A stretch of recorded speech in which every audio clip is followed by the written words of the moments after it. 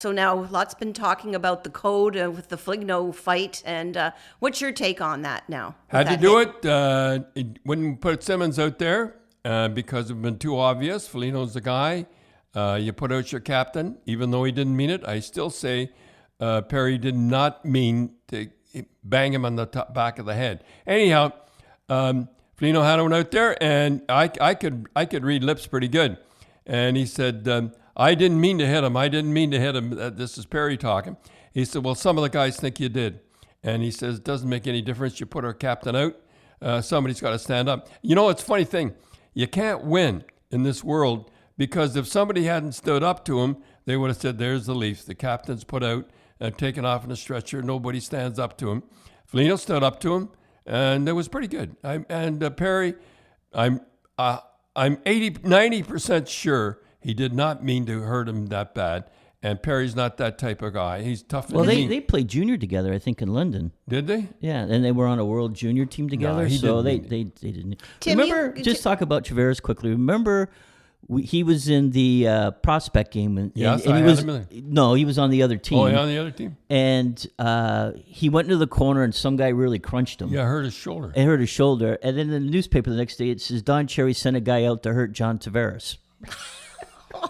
Yeah. Yeah. It was in the prospect game? In a prospect game. Yeah, like in a prospect game, See I'm getting blamed. See what happens with reputations, Dad. We're going to talk about reputations. Well, I never later. ever sent anybody out to hurt anybody, especially in the prospect game. And anyhow, never that. Anyhow, Foligno stood up. He had to stand up, and he's saying, "I didn't mean to hit him." And he said, "It doesn't matter. Some guys on the team. I'm here. You put our captain out." And the one good thing though.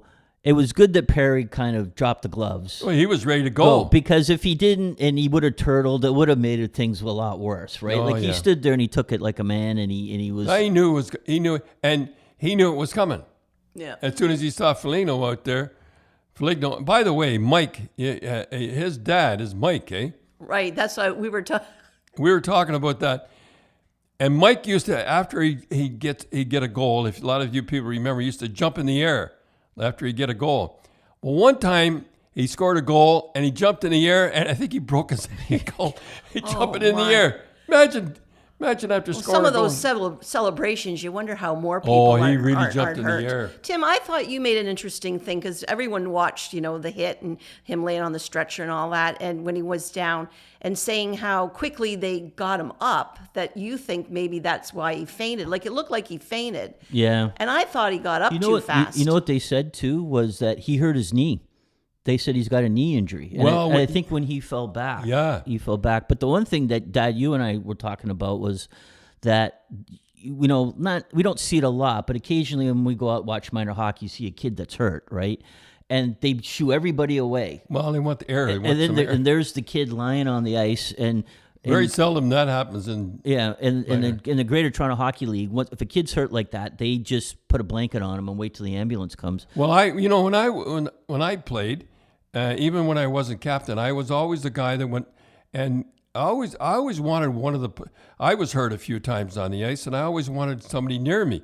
Say, you're all right. Don't worry about it. Even though you weren't all right, you don't worry about it. And I don't know why they don't have the captain. Well, remember the one time that I think Ty hit someone, and the guy was down the ice, and they checked his pulse. You went crazy. Remember that? Checking their pulse on the ice. Yeah, that was Ty hit Niedermeyer. Yeah. Yeah, and I said, oh boy, when they check his pulse, I said. That's not a good sign. That was coach's corner. And I was on coach's corner. I said, when Ty knew when he saw him check his pulse, I said, he knew he was in deep trouble. When he checked his pulse, I never heard, and I don't know. I've never seen that. No, I've never seen that before. Yeah. I've been with a few guys. I remember I was in the ambulance twice, and I was with a guy named Tuffy Hall, and that's how tough he was. His name was Tuffy Hall. His name was Wayne, I think, and they called him Tuffy. And they had can I tell it? I'm going to tell a story. I got a million things to talk about, but I remember the injury, that it was a new thing out, and I thought it was great. It was something you could strap on your knee, like a rubber thing, and it had and you attach it to the shower, and you had the hot water. You could have the hot water if you had a sore knee, and the hot water was really good. And I never forgot, Bob Saburn went in, and he flushed the toilet. Well, when he flushed the toilet, he took all the cold water, and it burnt the guys, and you cannot believe. So the Tuffy Hall had that was all steaming hot water going steaming on hot water on his was leg. Pure hot water was going on his, and he, you know how when you panic like that, he didn't get it off on time and screaming. And I remember being in the ambulance with him, and looking at his knee. And you know what's the funny thing? When a guy is being, when he's really hurt or he's really scared, the thing he always says is his mother, mom. Well, they say that in war too, don't they? Yeah, I think soldiers when they're shot. But I remember in the ambulance he was going, mom. He's calling his mom. Anyhow, that's the injuries. But I want to talk about the. Let's just talk about the Leafs and the Habs. So you were just saying Montreal was happy. Here's what happens. When I was in Boston, we were always in first spot, so it never ever happened to us. We always had to win our games at home. But when I was on with other Cubs, we always said we have to win one game in their building. If you don't win one game, you're not going to win because they'll win at home. So that's what happened with Canadians. They were sky high, and they got the shorthanded goal. That was what a shorthanded goal. I never saw a shorthanded goal like that before. And they were sky high. In the second game, I could have made a small fortune. I knew the Leafs would win. Anyhow, it was that the power plays were in that game? 6 for Toronto and 1 for Canadians. And I'm going to go over these over a little later.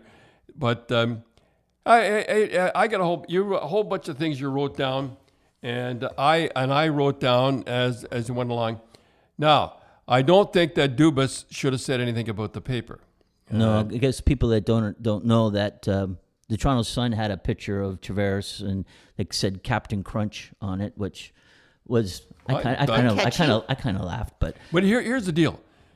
When I coached, I always they have to sell papers, and when I was in Boston, we had super writers. I used to say things sometimes I should have been fired for, and they'd protect me. And they were good. They were really good. I would do interviews for them late at night and the whole deal.